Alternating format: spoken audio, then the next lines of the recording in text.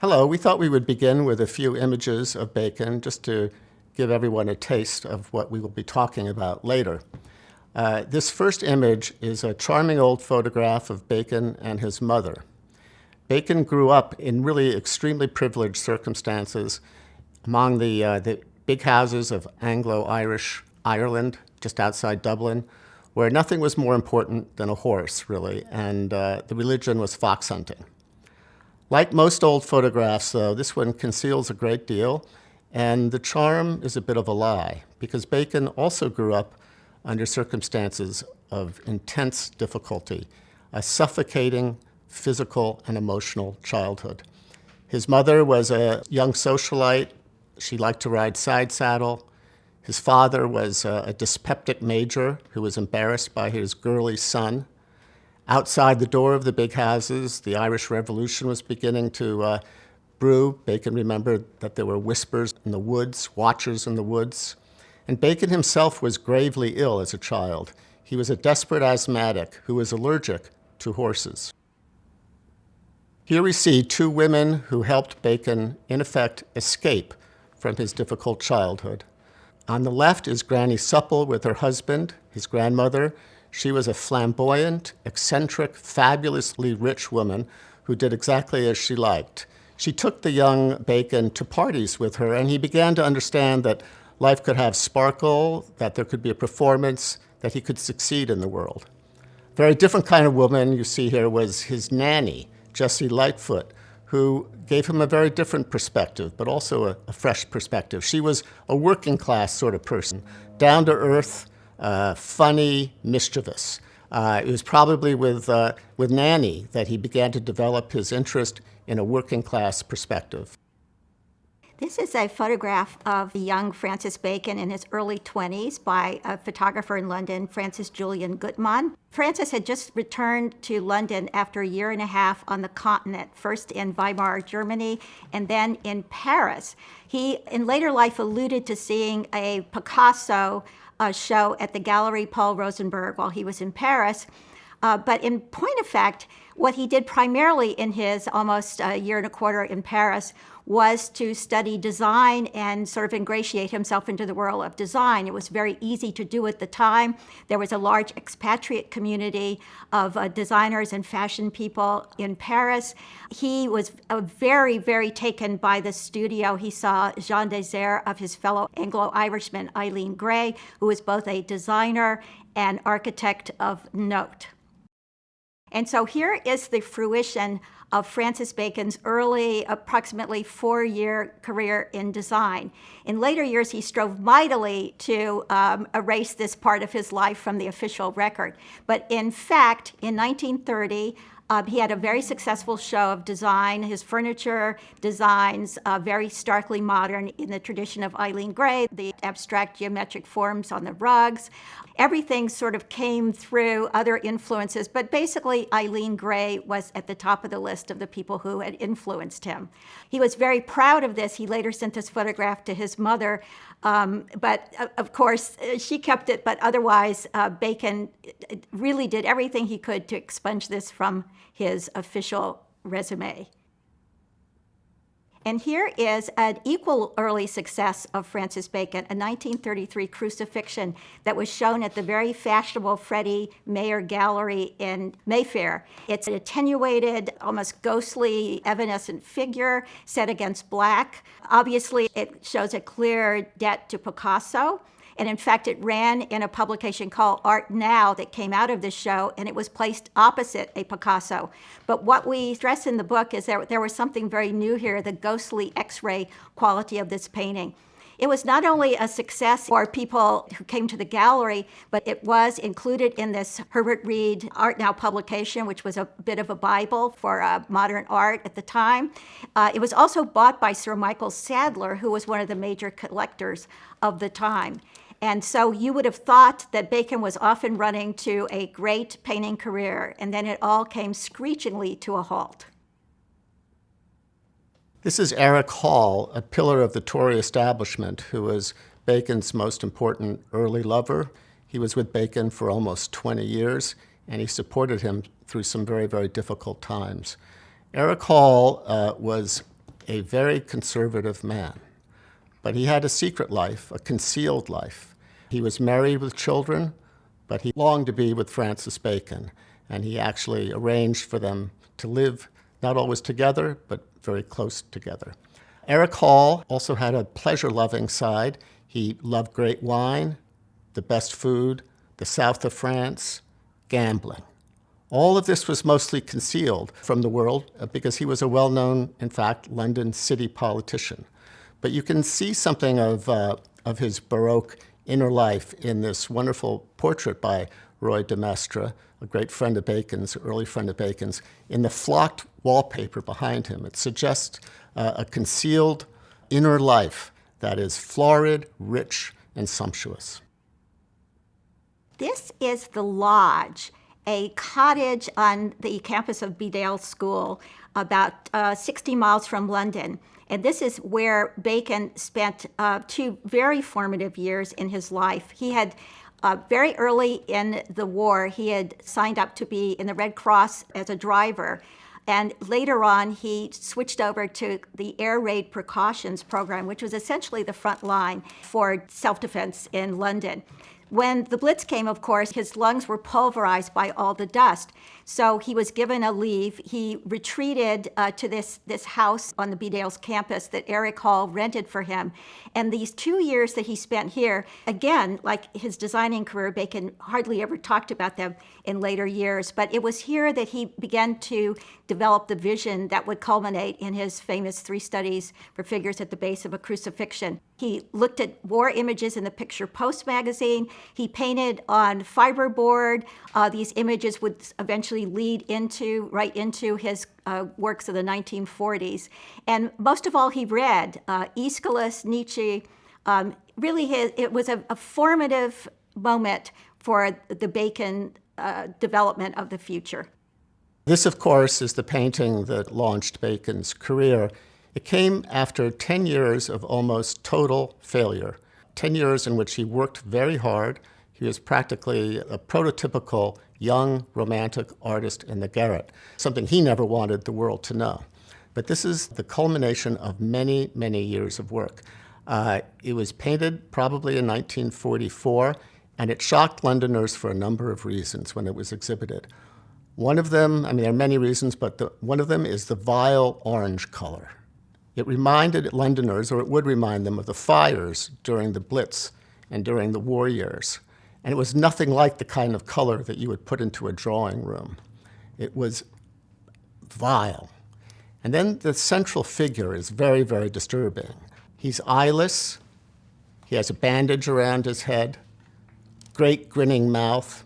But he's disturbing mostly because he's intimate. He's like a relative that you don't want to, a disagreeable relative that you don't want to know, or somebody who's going to slide down the bar and begin talking to you. In other words, he's close. And what that means is that as Londoners look at these monsters, these half-human monsters, they can't just say, oh, it was the Germans' fault. It was other people. That intimate look of that central figure says, no, the monster is also us. This is Head 1 from 1948. The triptych that you just saw was actually painted in a way that Bacon was leaving behind. He was moving towards a much more tonal, subtle, and kind of monochromatic painting. In this picture, this remarkable picture, he all but slides the face off the English tradition of portraiture. He releases that studied, mannered, in-control surface that English portraiture always had, to reveal behind it a rather poignant, monstrous face. That line that attaches to the ear, that seems to release the face from the head, that line is really exquisitely taut and abstract, and you don't know where it leads. It's part of that background, the ground around the figure that would become so important in Bacon. This is a photograph of Muriel Belcher, the queen among the queens at the famous Colony Room, which was the go-to place for Francis Bacon and so many of his friends in the 1940s, 50s, and really until Muriel's death years later.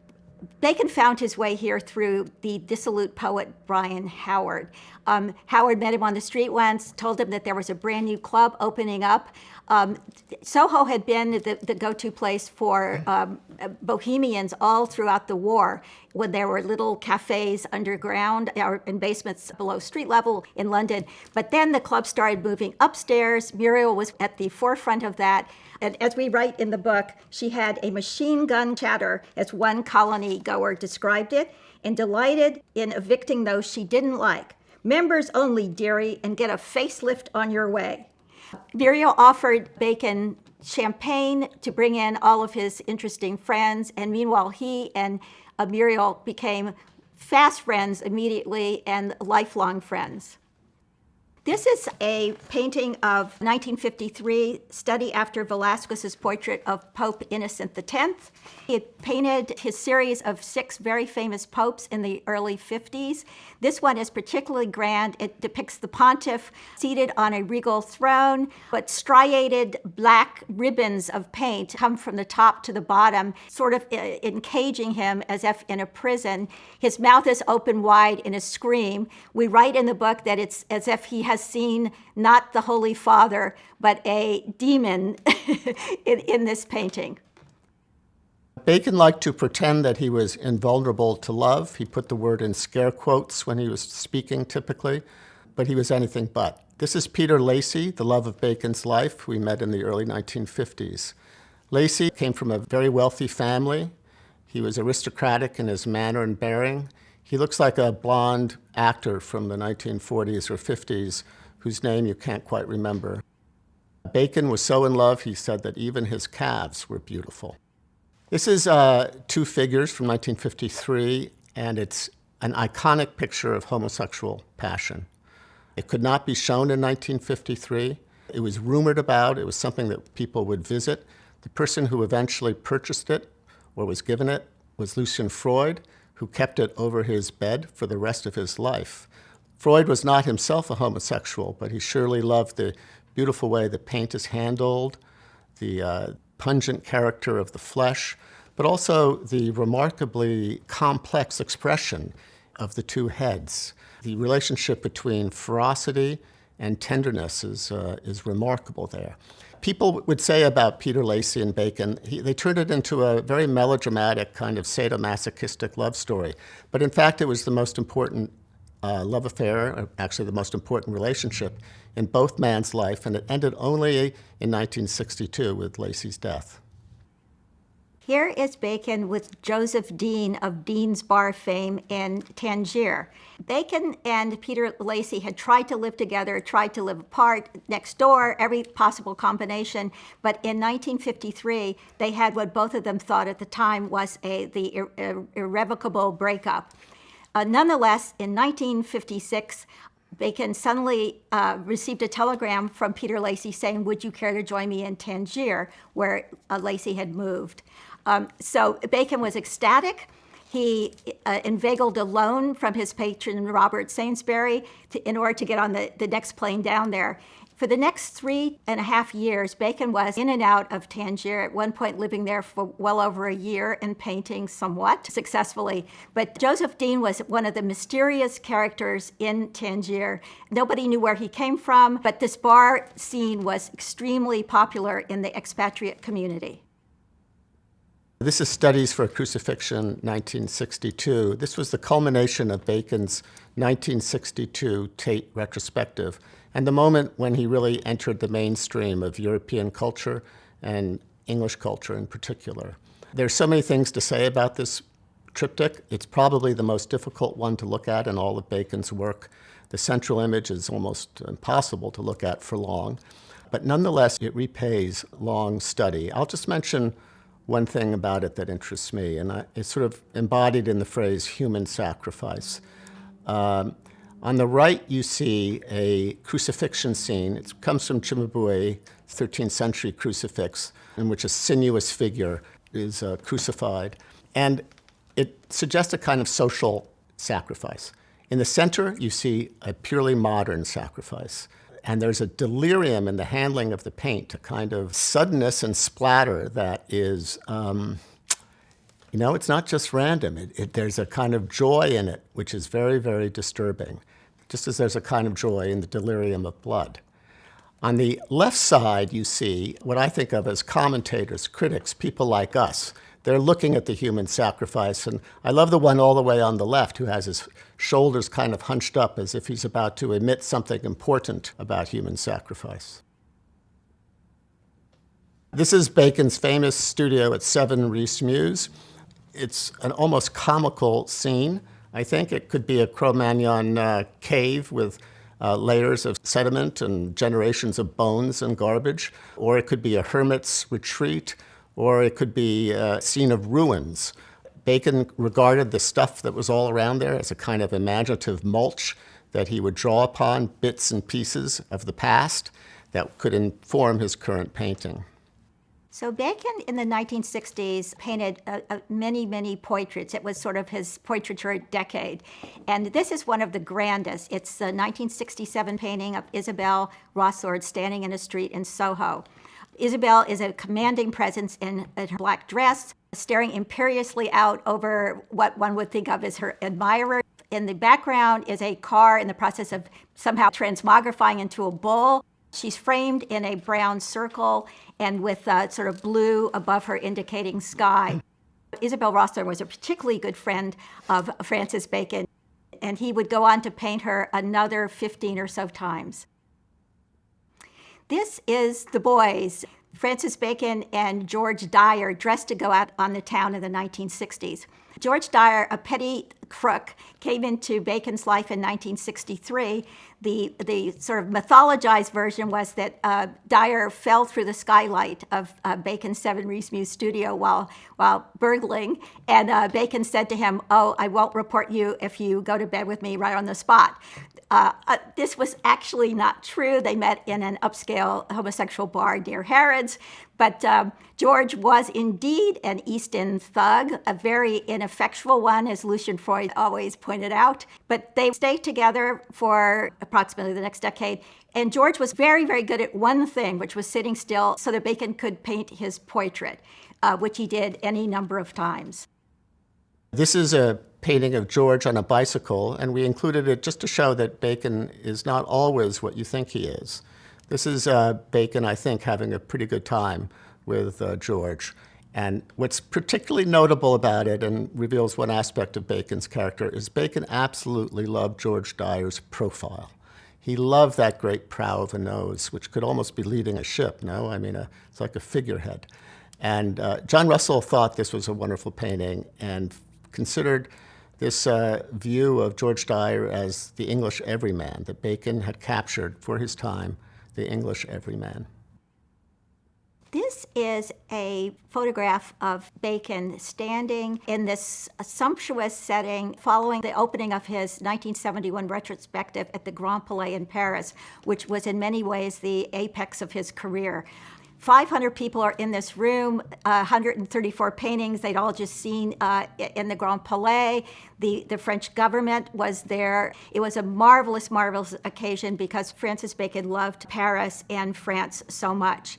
What is hidden in this photograph is that the very morning of this opening of his exhibit, George Dyer had died in their shared hotel room on the Loo from an overdose of alcohol and drugs. And here was Bacon performing before this crowd, having had this second tragedy land in his lap. The very first one was right after the opening of his first Tate retrospective in 1962, came a notice that Peter Lacey had died. After Dyer's death, Bacon, who was distraught, painted several triptychs of the death that together, I think, amount to a remarkable and profound meditation on death, something that you don't usually see in 20th century art. Here on either side, you see Dyer while he's still alive, seated in a chair. His color is fresh. You can see that the pinks and flesh tones are ripe and alive. But then again, in the central panel, you see that he has the disheveled form of death. He's a heap, he's a hump. But the really disturbing thing about the central panel is, of course, that cold violet pool. Violet is a color often used to depict flowers. It's a color that almost has a smell, a fragrance. And there, that heartbeat hardly disturbs that cold violet pool. This is Bacon with John Edwards, who was, like George Dyer, another Cockney rogue in a way. He was charming, outgoing, full of smiles. He brought a lot of warmth to Bacon's melancholy last years. He was also, though, a bit of a hustler. He was very interested in Bacon's money, and Bacon didn't really mind that. Bacon would say that, well, if he had a one-night stand with a hustler, he would be disappointed if someone didn't steal his watch. These are two self-portraits that Bacon painted, one in 1972 and the other one in 1979. In his self-portraits, we often see the mood of Bacon at the moment. The 1972 one is eyes downcast, quietly contemplative, with broad brushstrokes, very much in command of the canvas. In contrast, the 1979 self-portrait is of a face coming apart. It's of an aging queen. His lipstick is smeared. There's pancake makeup on his face. At this particular moment in time, Bacon was very upset because John Edwards was moving away from him. He stayed in his life, but he made it perfectly clear to Bacon that he was going to have only a certain role in his life. So the two images together are extremely revealing of Bacon's moods. This is the final martini that Francis Bacon had in Madrid, or at least the last one it was photographed. In 1987, he met a very charming Spaniard, upper class, cultured, very intelligent Spaniard named Jose Capello. And he and Jose embarked on a relationship. They traveled greatly around Europe, and Bacon often went to Madrid. In fact, this was his final trip. He went to Madrid to see Jose against his doctor's orders, wound up dying in the Clínica Ruber Hospital not very long after this final photograph. This is Bacon's final painting called Study of a Bull. He probably knew it was his final painting. I myself think he intended it to be his final painting because it's enunciatory. It has nothing to do with shouting. It has everything to do with whispers and an asphyxiation, a kind of slow, suffocating death. The bull is a messenger and kind of angel of death. You can tell because his horn, one of his horns, is in the shape of a scythe or a sickle, which is an ancient symbol of mortality. I think with that, we've buried Bacon and we can get on to the conversation. Okay. Okay. You wrote a very long and very good biography of Willem de Kooning some years ago and won a Pulitzer Prize for it.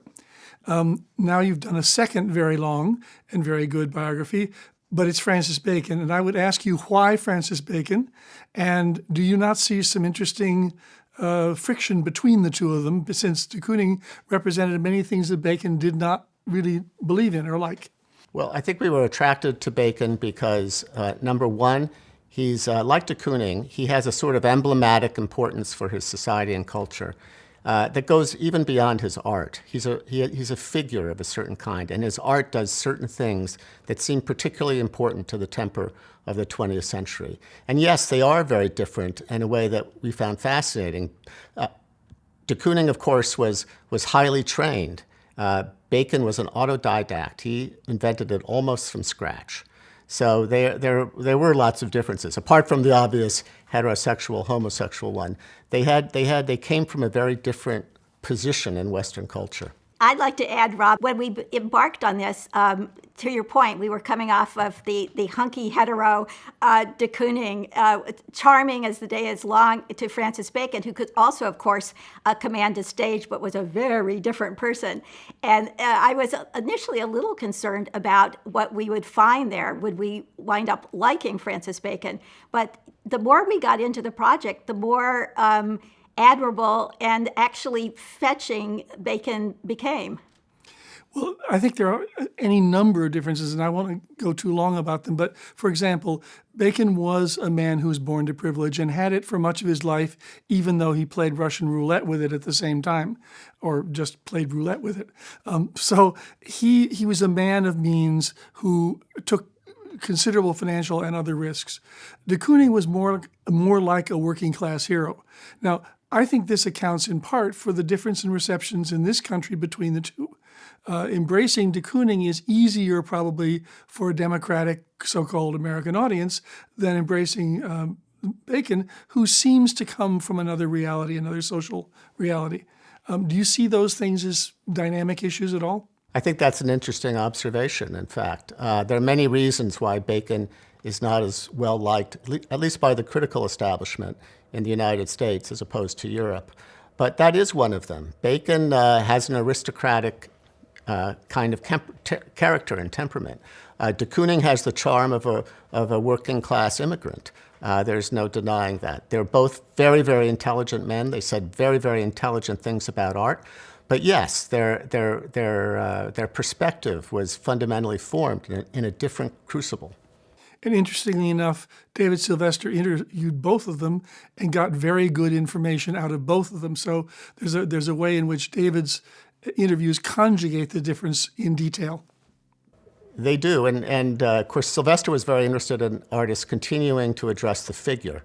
So I think for Sylvester, de Kooning, because he held on to the body and to the figure, and Bacon the same, I think there was a kind of connection there across the Atlantic. One other thing about David Sylvester I'd like to mention, he at one point said that he could see Francis Bacon in this great tradition of English portraiture, that you would be in a grand house and you'd be going down through the hundreds of ancestral portraits, and then you get to the end of the line, and he said, and there would be a moldering Bacon portrait. And I think that also speaks to one other point that you raised, which is that Bacon does seem more in a tradition, a European tradition, and possibly an English tradition.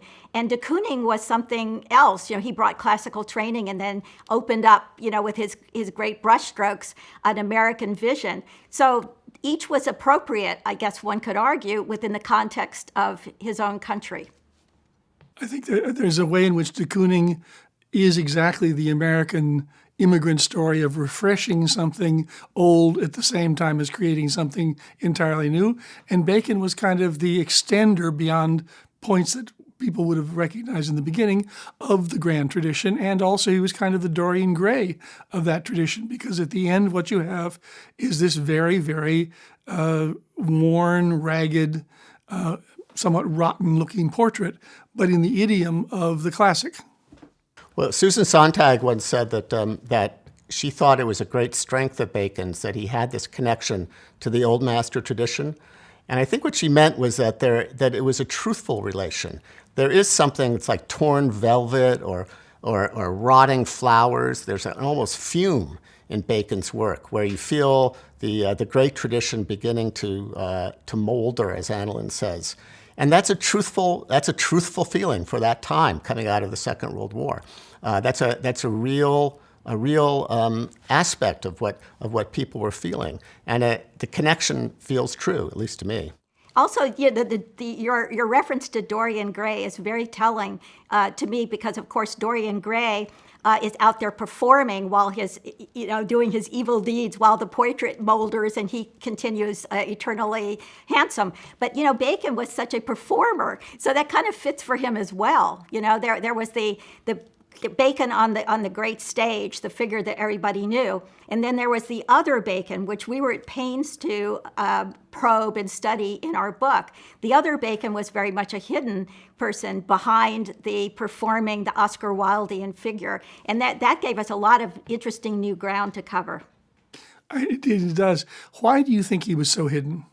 For number one, he's a homosexual, so he never hid his homosexuality, but he grew up. He grew up in a situation where he learned to perform, and his great fascination was to fling open closets of every kind. I mean, not just the sexual closet, but also the good taste closet. He was determined not to be in good taste, or whatever was the good taste of the time.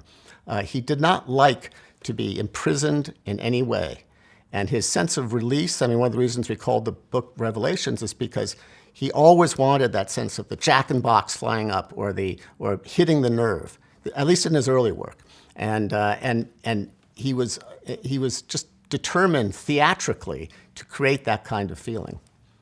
Well, I was going to remark on the title Revolutions because there are revelations indeed in your book, and you do an enormous amount of spade work into his background and his family's background, and so on. But there are parts of his life which remain utterly opaque, and there's not things that maybe a biographer can get to, but the lack of drawings in a culture, an art culture which celebrates drawing above all else, the fact that we don't know about an awful lot of the paintings which were destroyed, and we don't know even where they were headed or why he embarked on that path and then abandoned it, means that we only see the Bacon that Bacon edited.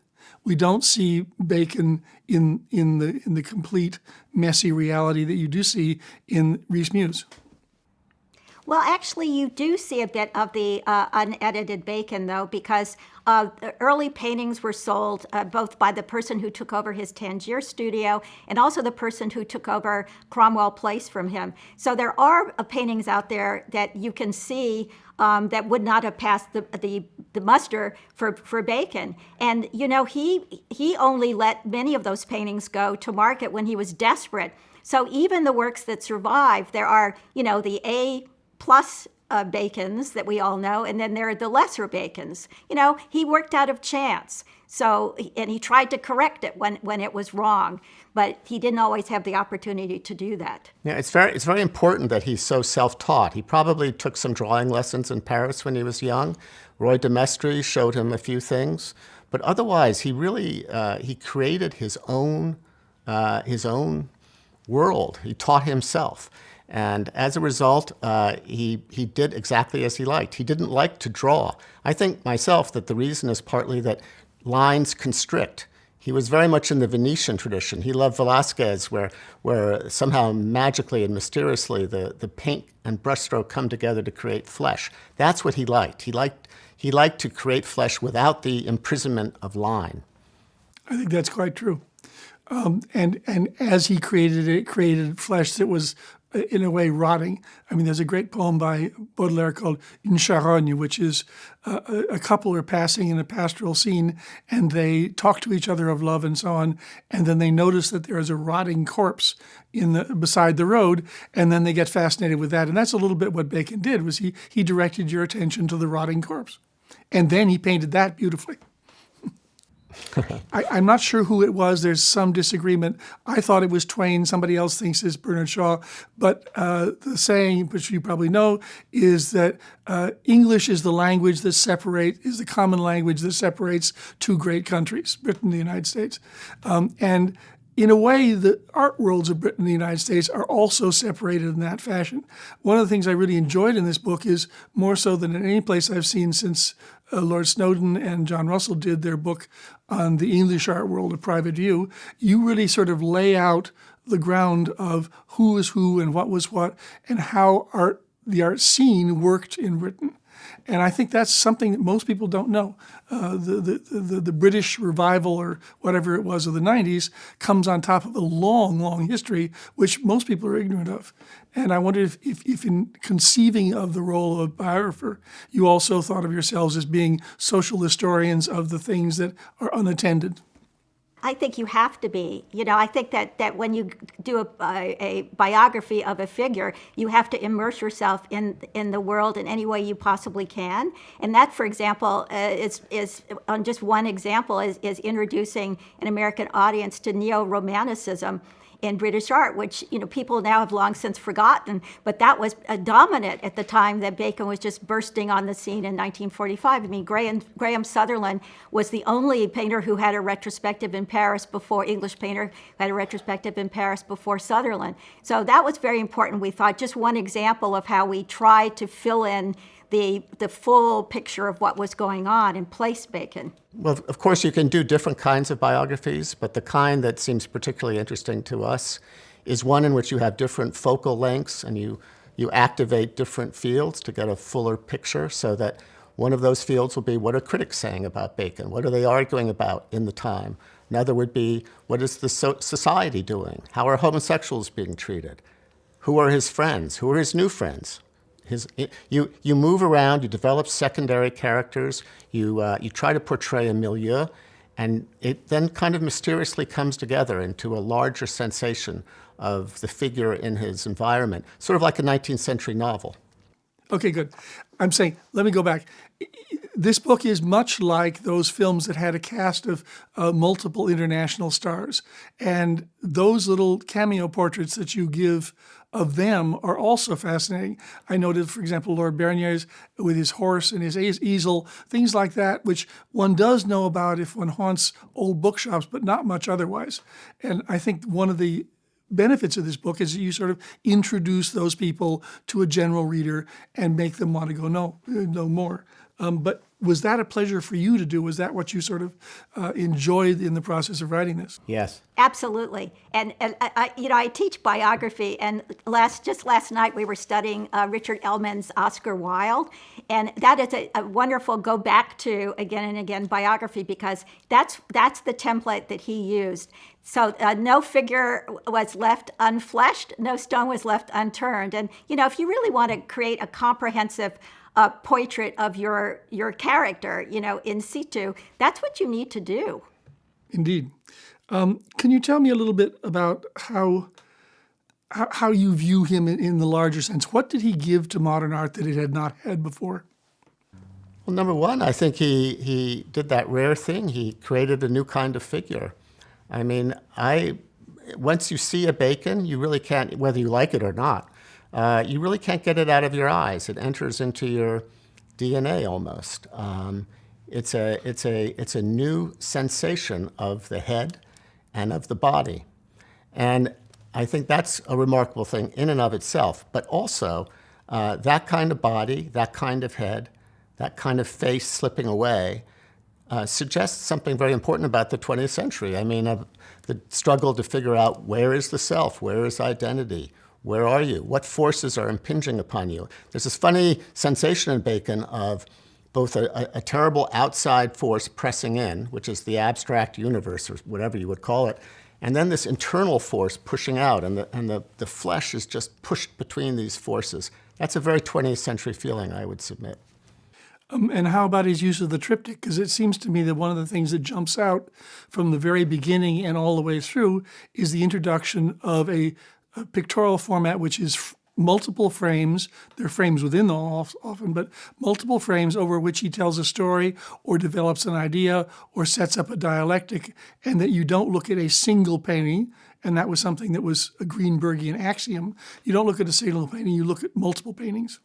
That's Francis Bacon in motion, right? Sort of a study in motion, and you can just go reading it, right, center, left would be his goal, one would imagine. He wanted that sort of sense of movement in the paint.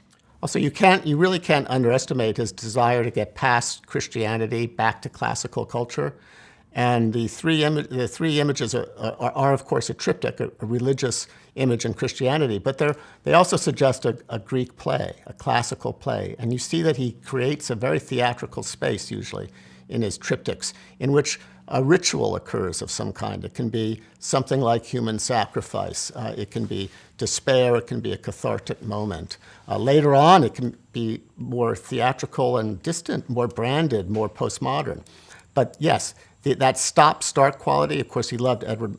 He loved Muybridge. That stop-start is essential to what he was trying to, that feeling, that 20th century feeling he was trying to attain.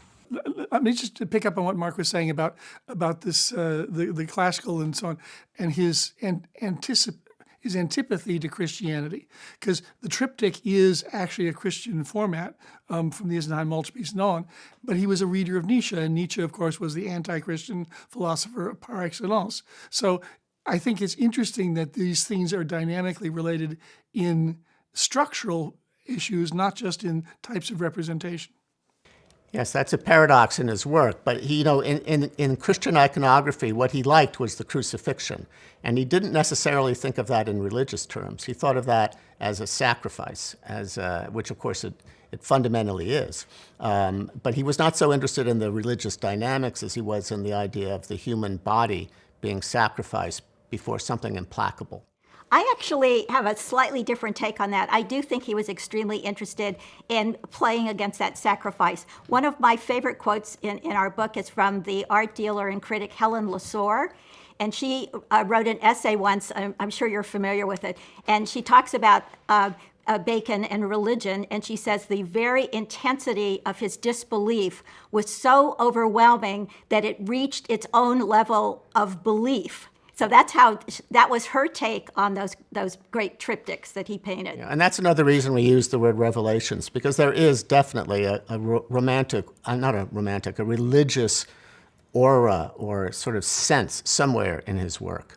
I think it probably comes from the sacrifice, but it's also Christian in a way. He likes that idea of both sacrifice but also revelation and sudden insight. And those are religiously tinged ideas. Well, many people who are declared atheists actually harbor a secret religiosity, which then comes to the surface in a variety of forms. I think there's an element in which formal choices that he made actually reflect philosophical and thematic choices. And I think also the question of his declared atheism or his declared disinterest in religion is natural that it bubbles up someplace else. Also, of course, the crucifixion is a beautiful naked man who is in suffering. And the same is true of Saint Sebastian. Did Bacon ever come close to painting a Saint Sebastian? Not that I know of. That's a good question. I think he would have liked those arrows, but I don't think so. I think he fixed on the crucifixion and the things around the crucifixion. You know, he had we're not completely sure, but probably in the late 40s, he really wanted to paint a proper crucifixion. He was trying to figure that out, but he never quite got there. It was always the crowd around the crucifixion that finally interested him. But we know it was an obsession of his very early on, because in 1934 he had a private show. He mounted his own show at the Transition Gallery, and in none of those paintings survived. But one of them was called "Wound for a Crucifixion." And the people who did go into that show, kind of an early precursor of the 45 reaction to Three Studies, people went reeling out of the gallery. The same thing happened in 34. And they were all various takes upon, Bacon's paintings about religion. And unfortunately, we don't know what happened to those paintings. He destroyed them all because the reception to the show was so bad. Interestingly, de Kooning was also quite interested in the crucifixion. He did those drawings of crucified figures, and he also said it had nothing to do with religion per se. He just liked the idea of the flesh suffering. And of course, Picasso had painted a crucifixion based on these 9 altars, and so had Graham Sutherland. He painted some, at least one, I think. That's right. Exactly right. Okay, how do you think Bacon stands in relation to things that were happening around him after he made his first big statements? And I'm thinking partly of pop art and the queerness of pop art in Britain. Patrick Proctor and David Hockney were overtly homosexual artists in ways that Bacon was also, but in them it's a kind of playful, fey, lively situation and not a lugubrious and painful one. So there's that one contrast there. The other thing is the relation he has to modern technology. You mentioned his use of the picture post as a source. You mentioned his files of photographs and so on. And there is, of course, Walter Sickert, who started using photographs as the basis of paintings. So he was, in a way, a kind of premature postmodernist, not just a late modernist. Yes, I think that's true. He's both a late modernist and a postmodernist. Different parts of his work you can find strong elements of each, not least in his theatricality. I mean, theater can be a riveting emotional experience, or it can be a bland, distant experience. But in terms of his homosexuality, he is obviously of an earlier generation than Hockney and Proctor, and to survive, a lot of those homosexuals, especially those who were out, they had to declare their allegiance to the margins. And it was a serious matter. They fought in a way that was quite, they argued, they bloodied, they used language, they expressed themselves in a way that could really take off the top of your head. It was not a playful matter to be a homosexual in 1940. It was not playful even in 1953 when there was a crackdown. So the environment that Proctor and Hockney grew up in the 60s, the open-spirited thing, Bacon is really from before that. He's from the Colony Club, and it's take no prisoners kind of experience. How did he respond to the arrival of the pop-like artists of that period? Well, he really liked Richard Hamilton. I don't think he had much problem with it, but, you know, he was legendary for going to any show and being dismissive about it. So I don't think that, we know he didn't like Larry Rivers. I mean, there are certain painters that he simply would denigrate left and right, Jackson Pollock, Larry Rivers. But Richard Hamilton is a very interesting outlier because they were friends. But no, he didn't. He did not like pop art very much. He thought it was a way to avoid the situation, which, you know, for him the situation was we die, we're in pain, we can have some fun along the way. And if you're just doing pop art, well, yeah, it's okay, but it's not very serious to him. In the book, we quote Bacon once at La Popote, which was a very gay, high queenie restaurant, and he's talking about Larry Rivers, and he said, "Oh, Larry Rivers isn't a deep-end girl like me. She's minnieing along the sidewalks of life." which gives you some idea. Francis Bacon wound up talking about other artists he did not like. Well, he also, you know, he didn't like the word gay. He didn't like this idea of homosexuals joining the mainstream. One of the interesting things in the book is that actually he had a lot more ordinary impulses than we would have thought. He liked long-term relationships. He didn't give people up. He kept friends mostly for a very long time. He was a loyal kind of person in some respects, but he had no desire to ever to join the mainstream in some kind of fundamental way, and it was important to him that he not. I just want to sort of throw something out there, which is it's interesting to us that some people have disliked the book or had a problem with it because it doesn't give Francis Bacon as in his two-dimensional form in the way he's been presented in the memoirs and biographies that have come before. We were absolutely trying to do the opposite of that sort of iteration of Bacon. I mean, he was so much more than the Prince of Darkness of Soho. But it is very interesting that people get locked in on this singular view of Bacon, and then they can't move away from it. Yeah, it's much more interesting to hold those two ideas in your mind at once, that he had this persona, and there was a truth to that persona. It was an invention, but it was a true kind of invention. There was truth to it. But then he had these other aspects, and if you're forced to think about all of that at once, I think you have a much more rich view, not only of Bacon, but of humanity in general. It's like that distinction that E.M. Forster liked to make between flat characters and round characters. Bacon has often been presented as a flat character, and we were trying to make him round. Well, that also accords with what F. Scott Fitzgerald said about the ability to entertain two antithetical ideas at the same time. And so let me shift ground a little bit in terms of different receptions in different places. Bacon was very popular in France as of the 1970s, I would say. And he was in France, of course, in the 30s, but he really sort of made a beachhead in France in the 60s and 70s. And he ended up being written by Derrida, I believe, and Deleuze, and he also was written about by Michel Leiris. He was a very popular subject for French writers. His reputation in this country has actually wobbled for some number of decades and never really recovered, I think, from his initial huge fame. And I look at that also because I used to work at the Museum of Modern Art. The Modern showed him regularly, but it showed him in one very famous and, from a critical point of view, disastrous show, The New Images of Man, which associated with him with a kind of humanism that many people now find terribly dated. And I wonder whether or not you think that exhibition or the tendency to associate him with a kind of existential suffering of a rhetorical variety did him damage.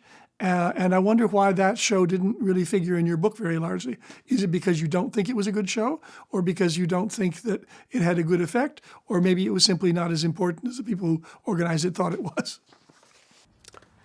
Well, maybe we should have discussed that show more. The book is very long as it is, but the question is a complicated one, Rob. I think there's the whole Grand Guignol aspect of Bacon, that sense of a lurid melodrama, was really anathema in this country, in America. In the both in the 1950s, when Greenberg and Rosenberg held sway, also Hess, they didn't like that at all. They were interested in the abstract expressionists. But then in the cooler tone 60s and 70s, when the temperature of aesthetics cooled down, I think that, again, that intense feeling that you see in Bacon just didn't suit the taste of the time. It just couldn't reach certain quarters in this country. And you're right, the way they usually put down figurative art in general was that it had this kind of corny humanism, that it was, it's so despair, we're all so full of despair and we must go on, we can't go on, all that kind of stuff.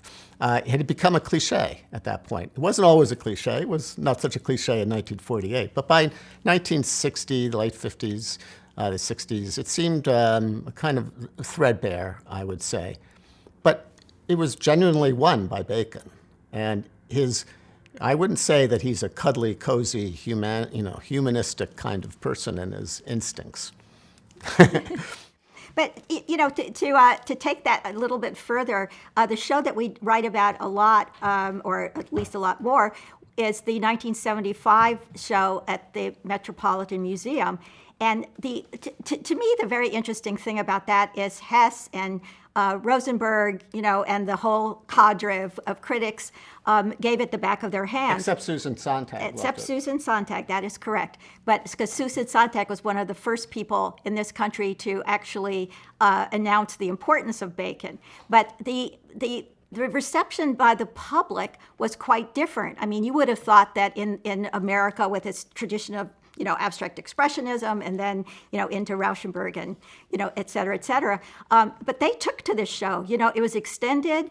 I think 77,000 people came in the end to see it. I mean, it was, but that wouldn't please necessarily critics. They would think that's just the mob. But I'm drawing a distinction between the highbrows, the critics, and the public. So, that is a really interesting thing, isn't it? I mean, the American public was very welcoming of this kind of vision of the big George Dyer death triptychs that emerged out of Bacon's studio after George Dyer died. So it's not just a matter of critics, I think. It's also a matter of the American public. Well, we're all critics, so we have to be a little bit humble when we say that in a critical way. On the other hand, I think you're quite right. I think the popular taste or the general taste is never where people who spend all day, every day thinking about these things thinks it is. So, I think that. But I'm also struck by the fact that Susan Sontag was an early articulator of what you would now call queer sensibility. And she must have known this as a fact about Bacon, but she also would have known his connections to the Parisian literary world and so on and so forth. Does she mention his sexuality in her review? I don't know. I don't think she does. I mean, the review that I'm referring to was in 1975. I don't think she does. That was still something that was not, very much talked about in the 1970s, even by people like Susan Sontag when they were writing for a popular audience, as she was in this case. But the way she wrote about him, she thought he was better than American and French painters. She said that he was lucky that he was born in England away because he wasn't imprisoned by the expectations that the French art world and the American art world had at that time. He was able to be, in this sort of second-rate literary culture, literary painting culture, and therefore he was not imprisoned by the rules and the regulations, and he could therefore create a more interesting relationship to the old masters. He could unabashedly treat the figure without shame or fear of critical disdain. He could do all kinds of things that important American painters couldn't do. There was one American painter who was in London who did it, and that was Ronald Kitaj.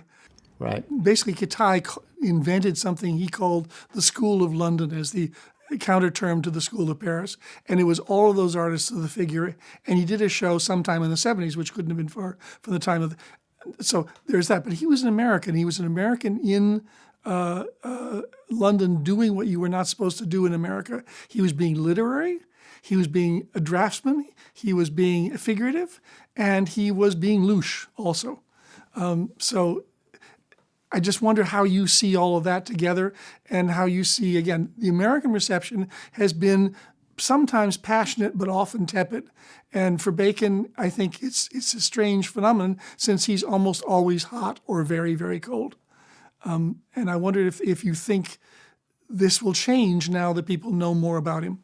Well, the first part, I'll let Mark answer the change. But, the attitude towards him in France, as we know, was always one of deep respect. And you mentioned like Léry, who, of course, they wrote back and forth letters, and he wrote the catalog essay several times for Bacon shows. So there was that total respect in Paris.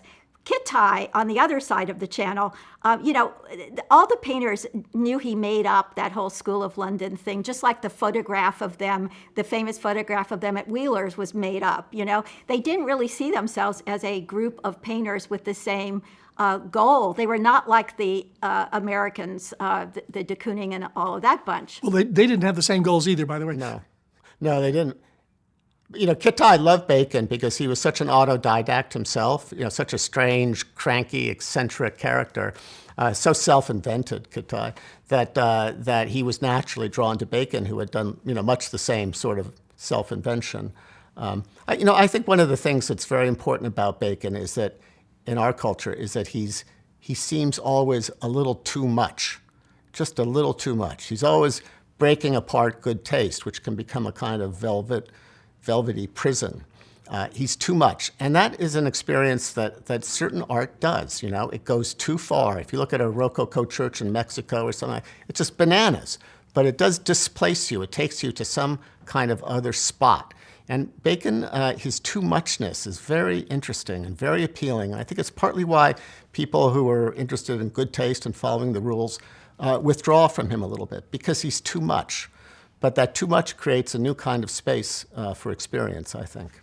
I have to admit my one too much moment was when Mark and I went to see the retrospective at the Tate, the most recent retrospective there, and there was the 62 crucifixion that we showed earlier, and I could hardly look at it. And Chris Stevens, one of the curators, said, well, that's everybody's experience, that they would walk into that gallery and they would have to leave. So, there is too much Bacon can be too much of a good thing, too.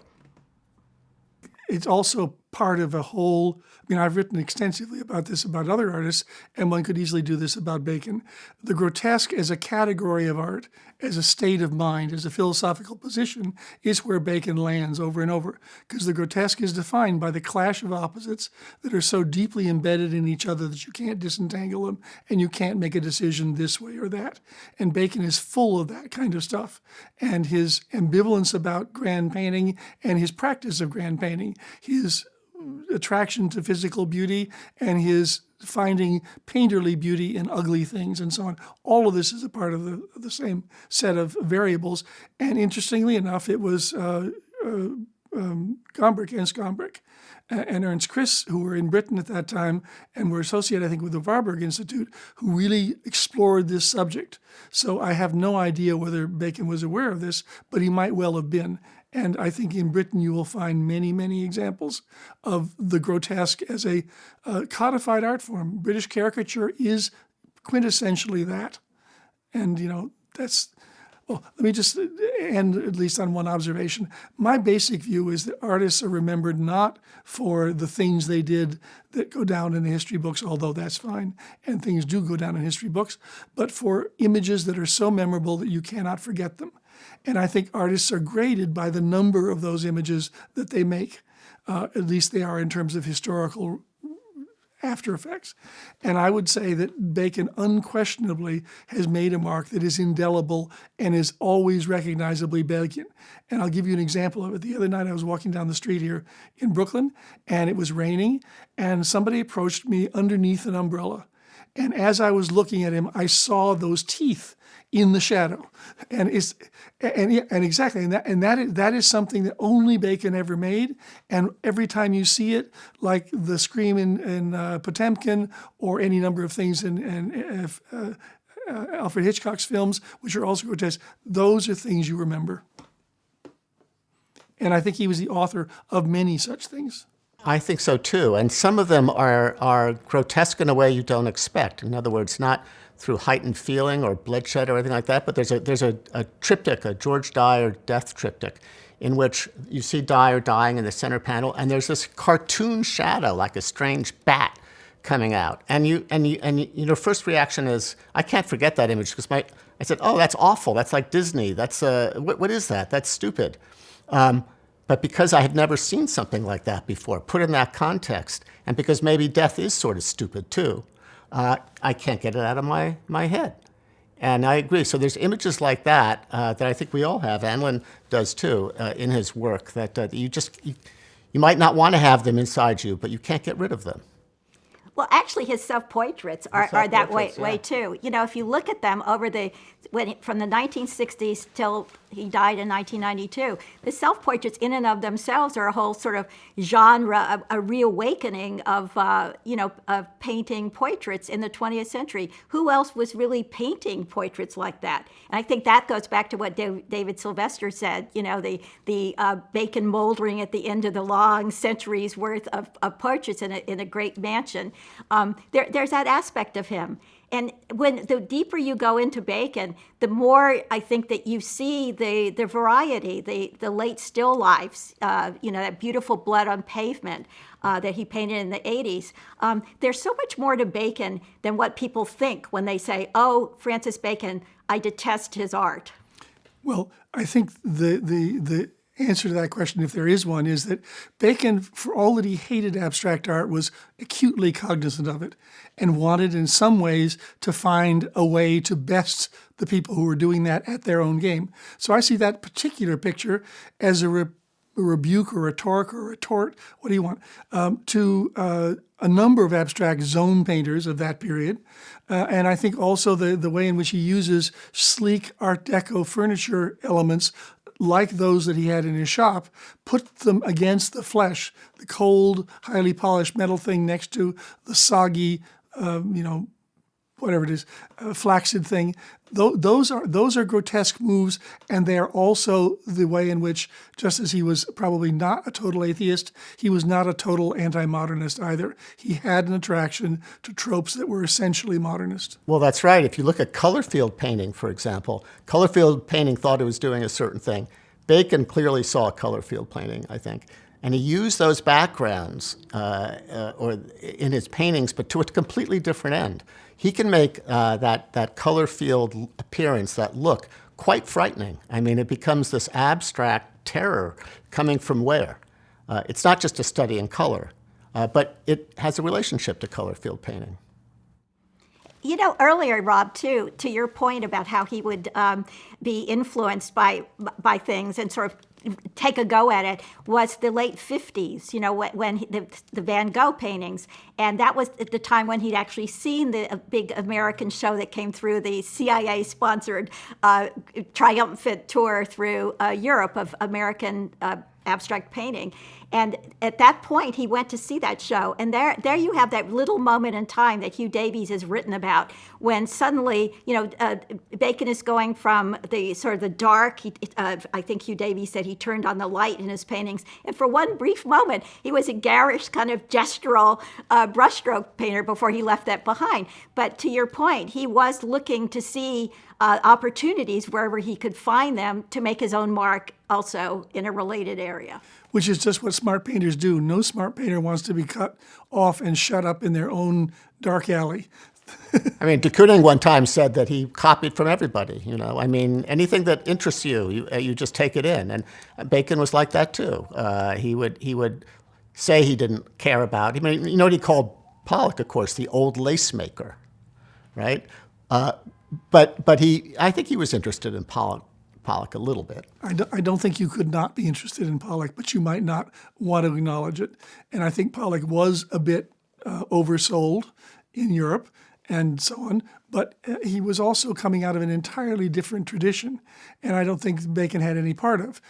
Now that you've finished this book, there's a French expression, l'esprit de l'escalier, which is the thing you think of on the stairs as you're leaving a place. What are the thoughts you have that are the devils on the stairs as you exit this book, and are any of them the threads that might lead you to the next book? That is a profound question. Do you want to take a stab first? Well, the sad thing is that even though it's a very long book, it could have been twice as long. And so there's many things that we didn't address as fully as I might have liked. And one of them is the strange postmodern aspect of Bacon. I find that remarkable and mysterious, that he could emerge in the 50s as this sort of looking for the authentic nub, the inner nerve, but then could also become theatrically this persona, not unlike Warhol in certain ways, who has an image that moves through the culture in a highly theatrical way. I think we could have made more of that, perhaps, and he would have therefore be seen to encapsulate more of the century. I mean, we do allude to it, we talk about it, but I think that's a vein that remains to be explored in greater depth. And for my part, Rob, thank you for asking that question. And I think I'm pining for a woman. I mean, the women got so left out of his life, and there was so much richness there, when we went in. And so I'm sort of beginning to ponder, the women creatives of the world. Well, I will tell you one thing. I wrote not a biography, but a very, very long book about Louise Bourgeois, and Bacon is one of the only artists you'd speak well of. She was as much like him in not wanting to talk about the competition, but in the case of Bacon, she always expressed her enthusiasm for him. So I wouldn't go and do the bourgeois thing, but there are other women. I mean, you can. It's a free country, but I would advise against it for a host of reasons. But I think there are other women of that generation and since that would deserve this kind of treatment. Yeah. No. We're gonna start drinking now. We're gonna raise a toast to Francis. Absolutely. Yeah. Bacon's Bacon's famous toast, right? Champagne for my real friends. Real pain for my sham friends. That's a charming sentiment.